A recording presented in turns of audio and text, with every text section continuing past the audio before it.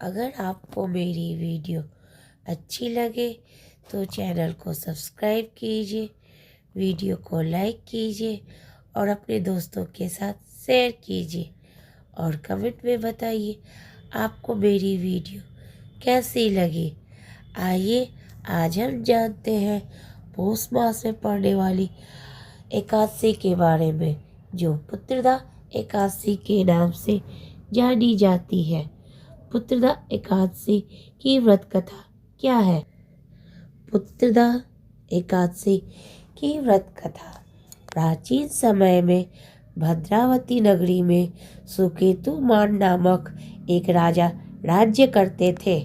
उनकी कोई संतान नहीं थी। उनकी पत्नी का नाम सैव्या था। उस पुत्रहीन राजा के मन में इस बात की बड़ी चिंता थी कि उसके बाद उसे और उसके पूर्वजों को कौन पिंड दान देगा। इससे पितर भी व्यथित हो पिंड लेते थे कि सुकेतुमान के बाद हमें कौन पिंड देगा। इधर राजा भी बंधु बांधवों, राज्य, हाथी, घोड़ा आदि से संतुष्ट नहीं था।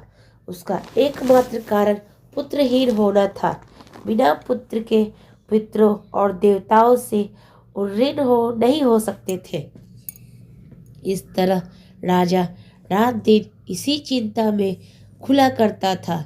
इस चिंता के कारण एक दिन वह इतना दुखी हो गया कि उसके मन में अपने शरीर को त्याग देने की इच्छा उत्पन्न हो गई। किंतु वह सोचने लगा कि आत्महत्या करना तो महापाप है, अतः उसने इस विचार को मन से निकाल दिया। एक दिन इन्हीं विचारों में डूबा हुआ था, वह घोड़े पे सवार होकर वन को चल दिया। घोड़े पर सवार राजा वन, पक्षियों और वृक्षों को देखने लगा। उसने वन में देखा कि मृग, बाघ, सिंह, बंदर आदि विचरण कर रहे हैं। हाथी शिशुओं और हथनियों के बीच में विचर रहा है। उस वन में राजा ने देखा कहीं तो सियार कर्कश शब्द निकाल रहे हैं और कहीं पर मोर अपने परिवार के साथ नाच रहे हैं। वन के दृश्यों को देखकर राजा और ज्यादा दुखी हो गया कि उसको कोई पुत्र नहीं है। इसी सोच विचार में दोपहर हो गई। वह सोचने लगा कि मैंने अनेक यज्ञ किए और ब्राह्मणों को स्वादिष्ट भोजन भी कराया, परंतु फिर भी मुझे कोई यह दुख क्यों मिल रहा है? आखिर इसका कारण क्या है? अपनी व्यथा किससे कहूँ?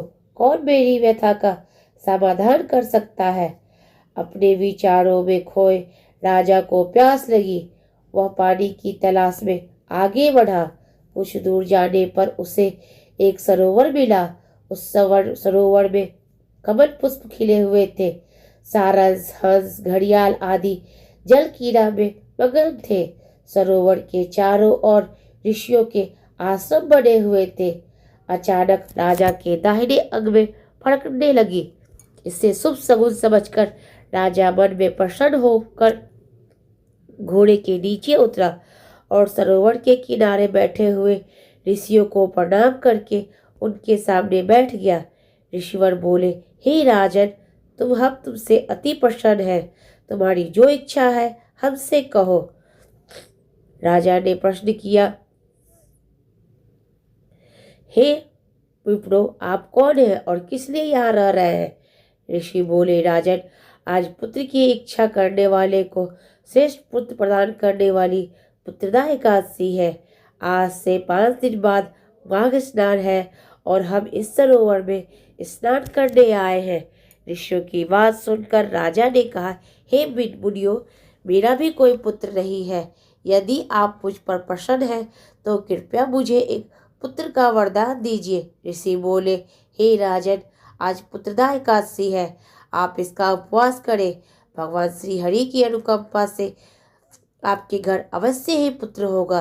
राजा ने मुनि के वचनों के अनुसार उस दिन उपवास किया और द्वादशी को व्रत का पारण किया और ऋषियों को प्रणाम करके वापस अपनी नगरी आ गया। भगवान श्री हरि की कृपा से कुछ दिनों बाद ही रानी ने गर्भ धारण किया और 9 माह के पश्चात उसे एक तेजस्वी पुत्र उत्पन्न हुआ। यह राजकुमार बड़ा होने पर अत्यंत वीर, धनवान, यशस्वी और प्रजापालक बना।